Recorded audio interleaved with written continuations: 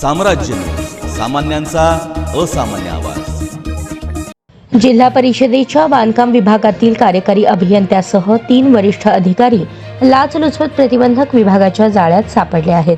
कंत्राटदारांनी पूर्ण केलेल्या कामांची बिले अदा करण्यासाठी लाच स्वीकारताना या तिघांना रंगेहात पकडण्यात आले आहे। या तिघांना अटक करण्यात आली आहे। अटक करण्यात आलेल्या अधिकाऱ्यांमध्ये कार्यकारी अभियंता बाबूराव कृष्णा पवार वय 57, उप अभियंता दत्तात्रय भगवानराव पठारे वय 57 आणि कनिष्ठ अभियंता अंजली प्रमोद बगाडे यांचा समावेश आहे। लाचलुचपत विभागाकडून ही कारवाई करण्यात आली आहे। या प्रकरणी बंड गार्डन पोलीस ठाण्यात भ्रष्टाचार प्रतिबंध अधिनियम 1988 नुसार गुन्हा दाखल करण्यात आला आहे। या प्रकरणी एका 57 वर्षीय कंत्राटदाराने लाचलुचपत प्रतिबंधक विभागाकडे तक्रार दाखल केली आहे। लाच देणे आणि घेणे हा कायद्याने गुन्हा आहे असे असले तरी काही अधिकारी कर्मचारी सामान्यांची नियमात असणारी कामे अडवतात।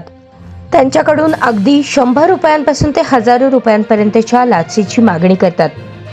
परंतु काही जण या लाचखोर लोकसेवकांची ACB कडे तक्रार करतात। येथील पथक सर्व शहानिशा करते, त्यानंतर मग पडताळणी करून सापळा लावतात आणि लाच घेताच त्याला पकडतात।